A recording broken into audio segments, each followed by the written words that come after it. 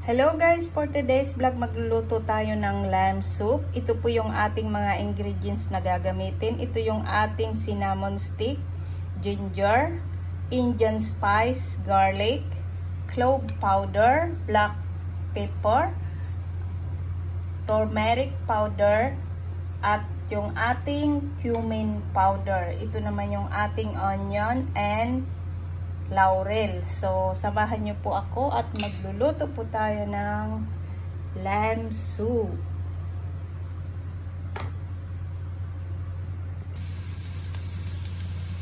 Ayan po, magigisa na tayo ng bawang.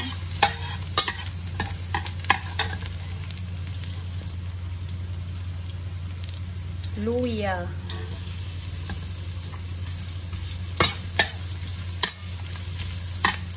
Antayin lang po natin na mag-brown ang ating luya at ang ating bawang. Ilagay na po natin ang Indian spice at ang cinnamon stick.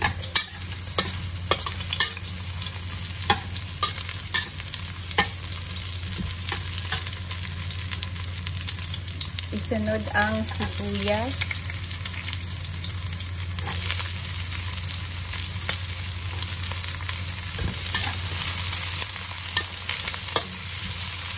Antayin lang hanggang mag-brown ang ating sibuyas, bawang at luya.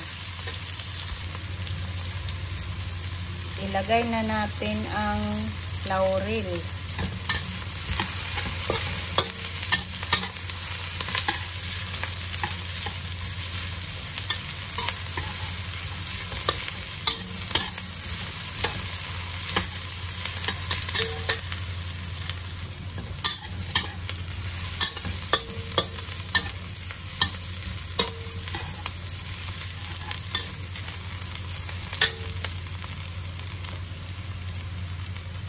Ilagay na natin ang ating lamb.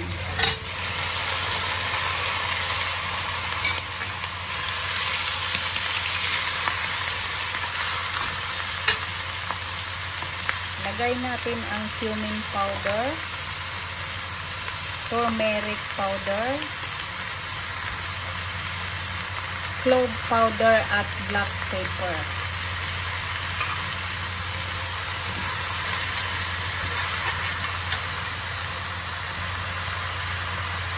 Lagyan natin ng salt, oyster sauce,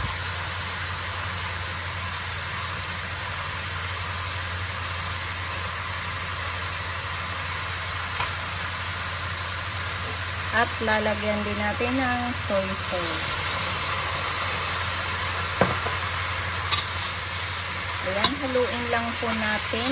Ayan.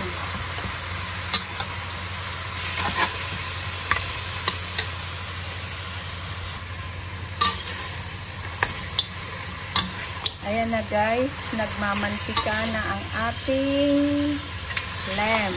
So, lalagyan po natin ng Chinese celery.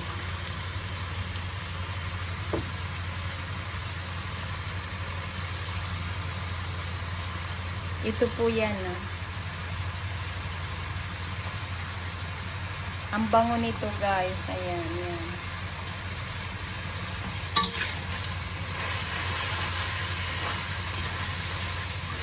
Make sure po na na-absorb na ng karne ang mga sangkap na nilagay natin bago natin ilagay sa pressure cooker.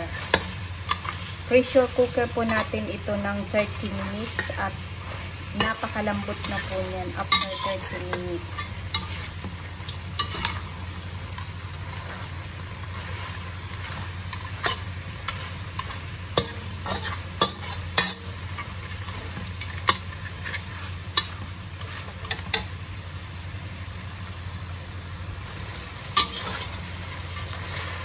Ayan na ang ating lamb soup. Isasalin na natin sa pressure cooker dahil sure po ako na na-absorb na ng karne ang mga ingredients na nilagay natin. So, off na po natin yung ating kalan at ilalagay na natin sa pressure cooker.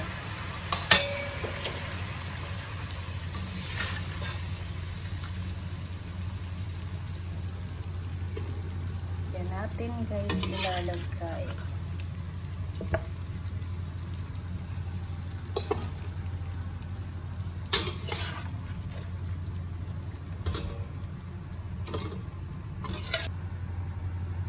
Ayan, saka po natin sasabawan ang ating lamb soup.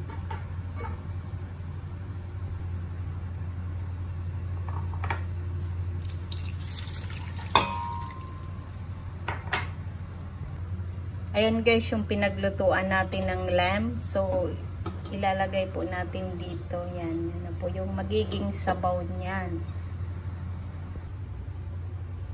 Ito na po yung ating lamb soup. Nilagay na po natin sa pressure cooker at iluluto po natin ng 30 minutes. Ayan.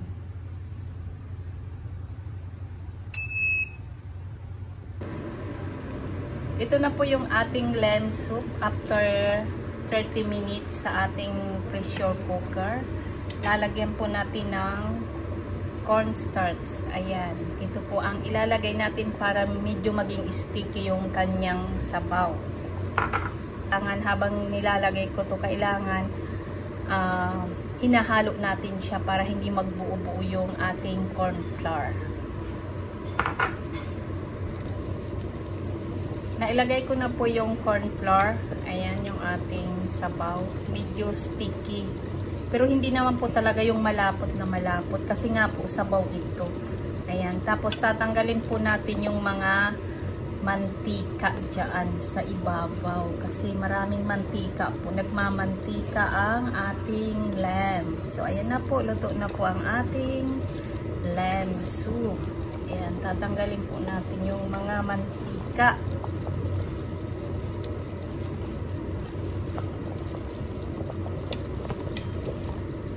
Lamb soup.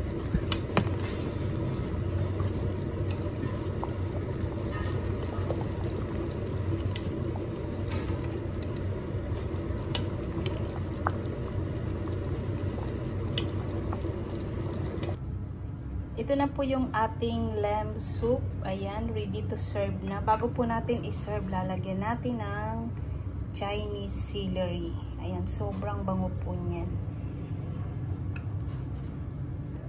Ready to serve na po ang ating yummy lamb soup. Ayan. Dagdagan natin guys ng soup.